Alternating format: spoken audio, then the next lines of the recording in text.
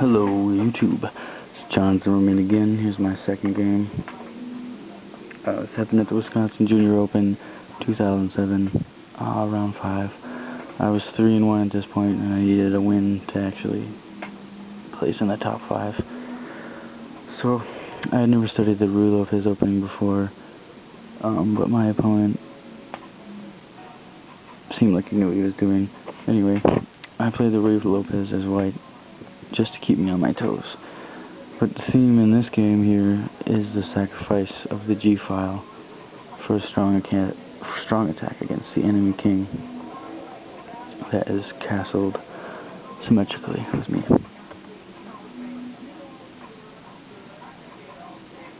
Here we go.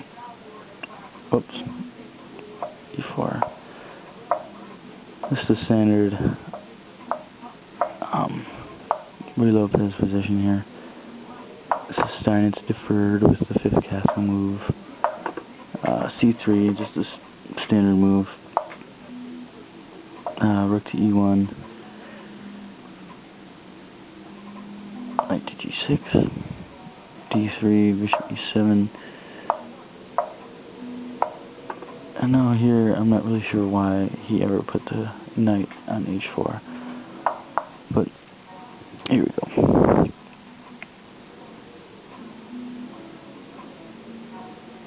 He plays, actually what happened?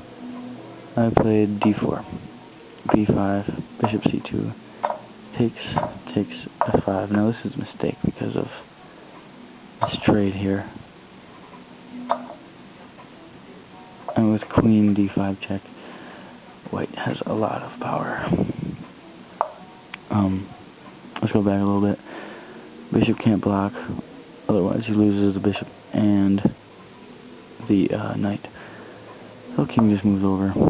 And now I play knight takes pawn. I was playing a little bit too cautiously, whereas I could have gone for the win here with a rook AD1. Bishop can't block here again. Bishop can come here, but then I will take E takes F5. It's a pretty strong game.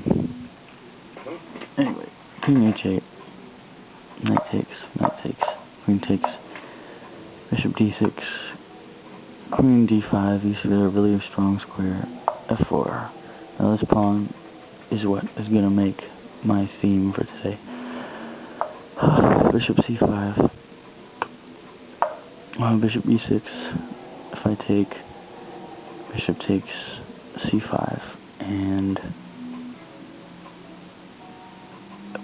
that is what that's all about. Anyway, queen back here. F3. Now I take here. If queen is traded, then it'll be a fairly even game with a slight advantage for white. So black's going to play as aggressive as he can. G takes intentional. I could have played G3, but that would have actually been worse for me. But the point is that I let F4 happen, and F3, queen G5 check, king H1, queen H5, bishop D1, rook takes, rook to G1, bishop G4, and now here I have a pretty nice sacrifice. I could have taken a free pawn here, but instead I traded for some tempo here. Queen F4, rook G1, and here's a strong attack on G7. Queen is forced to leave that defensive square, and now if he comes back, the trade is okay for white, because he's got 2 isolated pawns. So he comes back to F8, and now I play F4. If black wants to take again, it's a mate, but he obviously sees it and plays a blunderous move. Now Fritz says that this is in the advantage for black, or I'm sorry, no. Fritz doesn't even consider this move. Rook takes. If queen takes, which is what happened, queen D5 check, queen F7, queen takes, and a couple moves went by here, but we landed up in the same position. Now we see that the game is won for white. He just has to use his pawns correctly. Pawn takes, queen. And now it's this little race here. c4, the game is over. There's nothing that white can do, really. So, that was my theme for today. Especially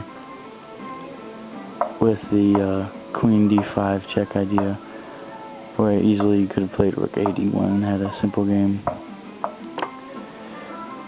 But we see that that's not always the case. Sometimes you miss moves, and what can you do? Oh, there we go.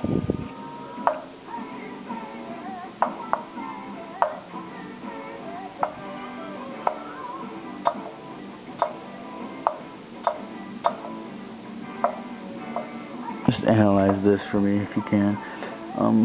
Let me know what you think, and is that actually better than knight takes winning the pawn?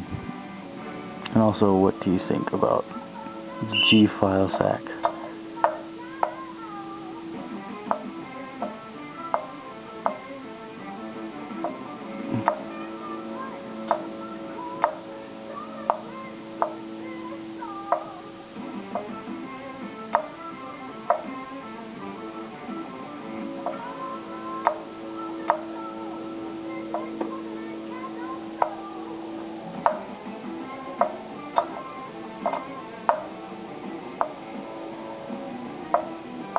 Okay, just let me know what you think.